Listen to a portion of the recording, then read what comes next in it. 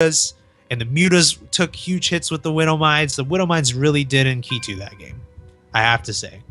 And, you know, he really felt like he had to save that fourth, stuck around, and couldn't make it happen. So we're heading into game 3 here to break this tie.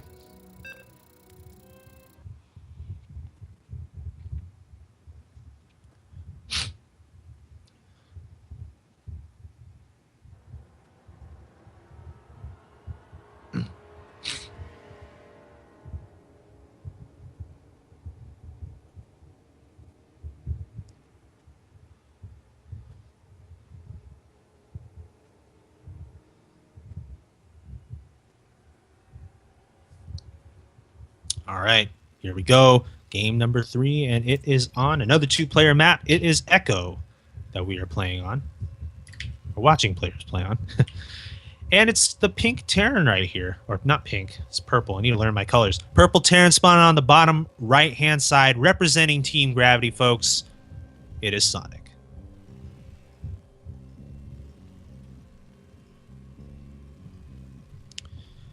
And in the opposite position on the upper left, it's the red Zerg playing for Brawl Esports. It is KiToO.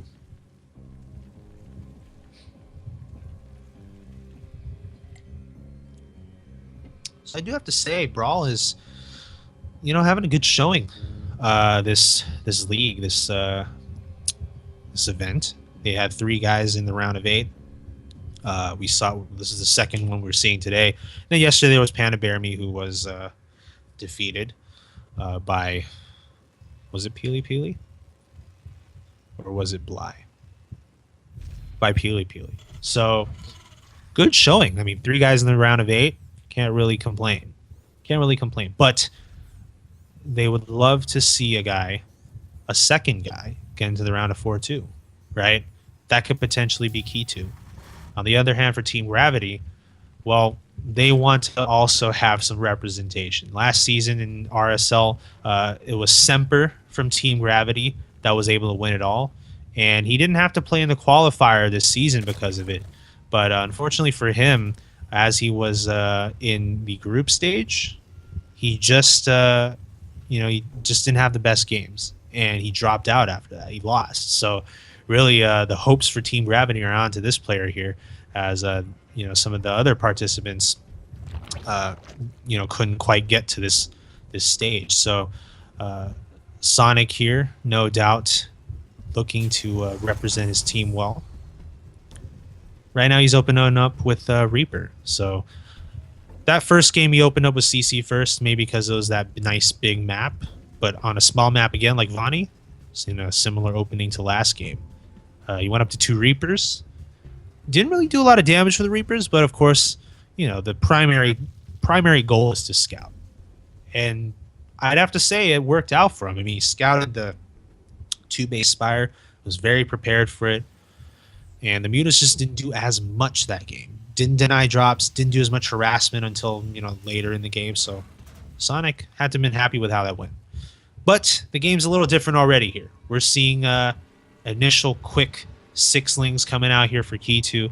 He's skipping gas at the moment here, just opening up with early 6-lings to get in some map control harassment. Now he's going to take the gas.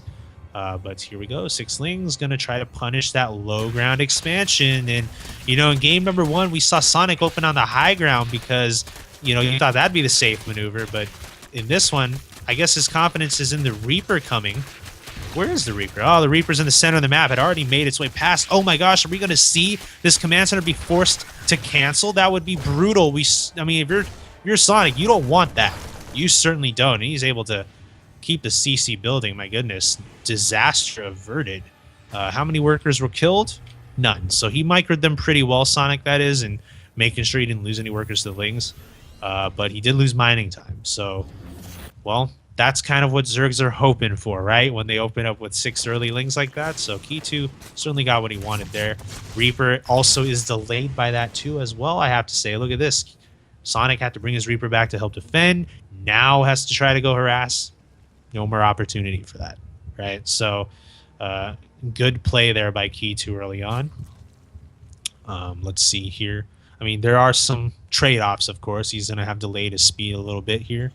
And, you know, if I'm Sonic, now, the thing about Sonic is, clearly we see him going with a starport now, right? He's going to stay on 2 base. He's going to go Hellion Banshee. But what I'm curious about is, was this necessarily his plan all along? We don't know. Now, he did transition out of Reaper fairly quickly, and usually players that open up on 3CC early, they want to make a couple more Reapers first. But, you know, he could have been in that spot where he's saying, okay, you opened up with 6 early Lings against me. You delayed speed. So maybe I can open 2 base here and punish that. Maybe. So we're going to see Sonic make his first appearance in here. And his first order of business should be to take out that tumor. Tries to venture in there, sees, you know, a couple queens. And, of course, when you open without gas, for as long as KiToO did, you're going to be able to crank out some more queens a little earlier. So you can hold that ramp. So I guess speed is going to finish here. The delayed factor there is not going to be too much of an issue, as KiToO here is going to have that at his disposal. And plenty of queens as well, I have to say. But Sonic this time is opening on 2 base. So he's going to take out that Overlord, and he needs to get in some good damage with this attack that he's trying to do. Otherwise, we can see a repeat of Game 1. And I'm sure that's not what Sonic would like. So I want to see Marauders being made too. Oh, he's going to make this a nice big attack. On the ground. I think it's going to be... Wait, is there an armory right now? Let me double check that. Yeah, there is. It's going to be a Hellbat timing, guys. 2 base Hellbat timing. Going to bring in some medevacs as well, no doubt, with Marines. So Sonic showing a 3rd build here. KiToO realizing that, tries to get up 2 spines. 1 finishes. Is it going to be enough? Lings are now moving in on the Hellbats. Hellbats, of course, microed in front to absorb those Ling Claws. And now we're seeing just a bunch of queens left, but not all that much left here from Sonic either. And KiToO, magnificent hold. 6 queens, guys. It's a lot of queens. So Sonic here is going to have to just leave these 2 Hellbats to die, and that was excellently done by KiToO. And a rarity, didn't need Banelings to hold that. Most Zerg players, when they recognize that 2 base Hellbat is coming, that they are, you know, they feel like they need to get that Baneling Nest ASAP because they need that splash damage to really be able to handle the Hellbats. But KiToO there, able to get the job done, more so with queens, and then, of course, a couple spines helping him.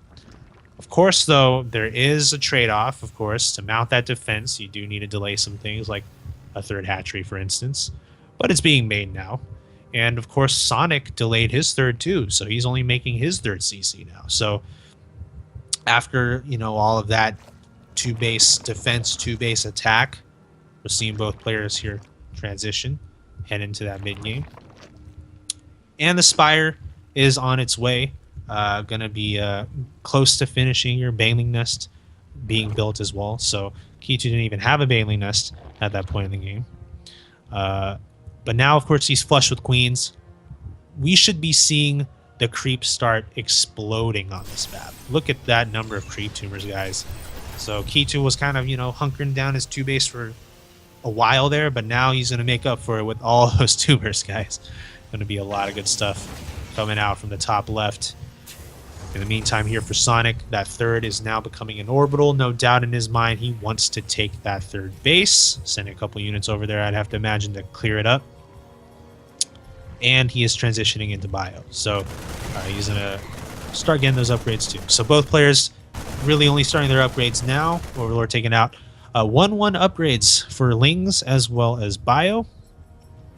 And, well, we're still in that calm moment where both players are trying to add on production, trying to migrate into 3-base economy, and really just getting their production going because they sacrifice so much to get in the defense of the attack. Mutas have arrived, though. I hear it.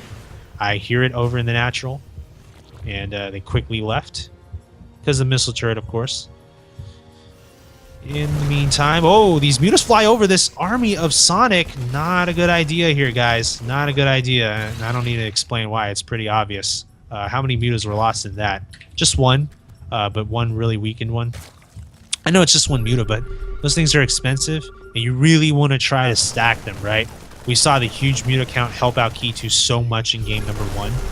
Even in game 2, he built up a nice amount. It's just, you know, the poor engagement at the end that really doomed him. So it's key. It's really, really key to have a good number of mutas in the game to deal with Terran. So you don't want to needlessly throw them away, especially if your Spire was already kind of delayed because you had to hold that Hellbat attack, right? So this is something you can least afford right now. Masonic, just clearing creep, not looking to attack by any means. Just not ready for it just yet. I have to say, though, he's doing pretty well for himself macro-wise in supply, even with Zerg. And I explained this earlier, you know, that's just kind of not where Zerg prefers to be. So this kind of just shows you, too, how, you know, even if the Hellbat all-in doesn't necessarily break through and, you know, do massive damage to that natural mining base, you delay the third long enough that it does kind of hurt the Zerg. It really does. And we're seeing KiToO, you know, kind of slip back in the macro a bit here. He's gonna, you know, he's gonna settle down here at 70 workers, and yeah, he'll get back on his feet. But again, the threat of that Hellbat timing really throws off Zergs. They can hold it, but they're still behind in some ways. Right now, Sonic is gonna look to push here. So we didn't see him do many drops last game. We're not seeing him do it here. He's gonna go for one big attack. Hellbats, no doubt, are gonna be once again called upon to tank those lings and baneling surrounds, and let's see if Sonic here can start shutting things down from the left. Almost gets that Overlord, not quite. KiToO will know the position of Sonic's army, and Sonic is reluctant now to push in from the left because of that. Or maybe, you know, now he's just content to clear some creep. Oh, look, we have a burrowed link here from KiToO as well. So, yeah, I mean, one thing you cannot say about KiToO is he doesn't care about map control. He's got it. He's got great vision, good OV spread, having, you know, burrowed lings just, you know, as essentially invisible observers. And really, it helps him so much, which is why he's able to defend against drops. I mean, that's key. Right now, KiToO taking a 4th base in that middle location. Sonic, not quite at that point yet. Not quite getting a 4th base just yet. So his order of business here would have to be to deny that of KiToO. Let's see if he decides to set up an attack. Right now, KiToO is off creep. KiToO's off creep at the moment, but looks like he... Does he have some units on the left? He does. Yeah, he's got some banelings on the left. Not a lot, but could have been a potential sandwich maybe. Oh my gosh. KiToO letting his... Just negligent with his mutas again. Now he's actually engaging this Marine army. Oh my gosh, look at all those mutas just getting shaved off. Don't know what to make of that, as we're seeing Sonic here try to fight against this. He does lose his army over here, though, as there's just enough on the left side. But that was a lot of mutas lost. I'm not exactly sure why KiToO engaged there. Maybe it was because he was more busy with microing the left side of that attack, but it came at a huge cost. 9 mutas taken out. Sonic now looking to push again. KiToO making some more banelings, expecting another attempt from Sonic to shut down the 4th. Ooh, oh my gosh, those burrowed banelings taking out so many units. Sonic didn't see that coming. The Widowmine's given some revenge, but not quite the same. Those burrowed banelings really caught Sonic off guard, folks.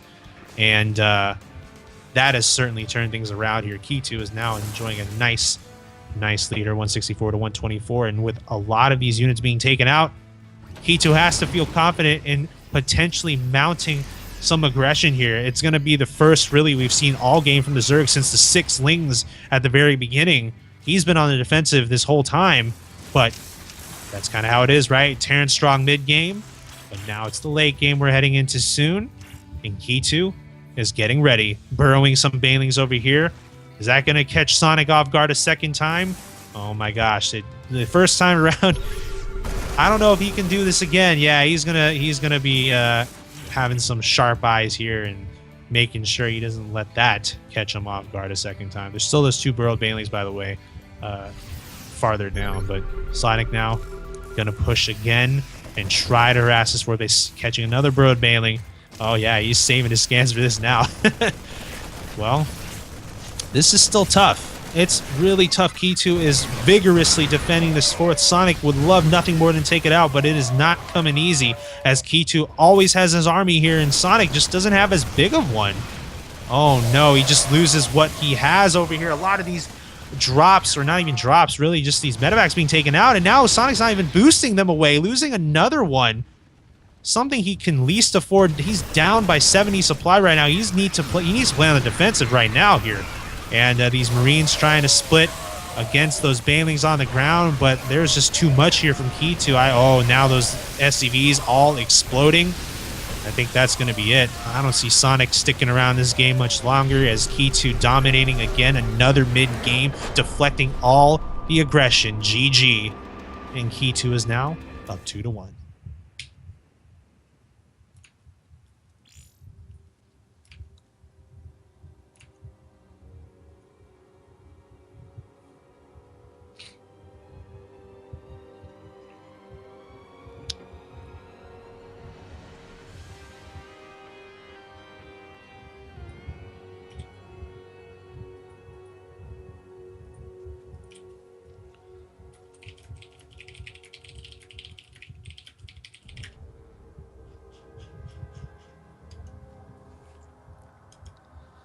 So what about this past game? What happened here?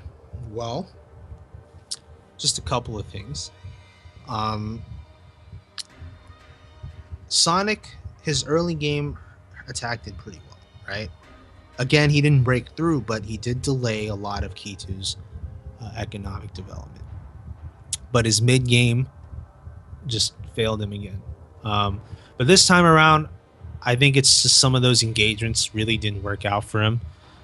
He couldn't get into harassment he wanted, so he went for a big attack to try to take out the fourth, but KiToO was just on top of that. And I think there was just maybe a little tunnel vision on the part of Sonic here this game. You know, his entire focus was to take out that fourth base. His whole army was together the whole time. We didn't see, you know, any other prongs to his harassment. And we saw in game 2 that it doesn't necessarily need to come in the form of drops. It can just be something as, you know, simple as having a second army roaming around to draw the attention of the Zerg. But we didn't quite see that.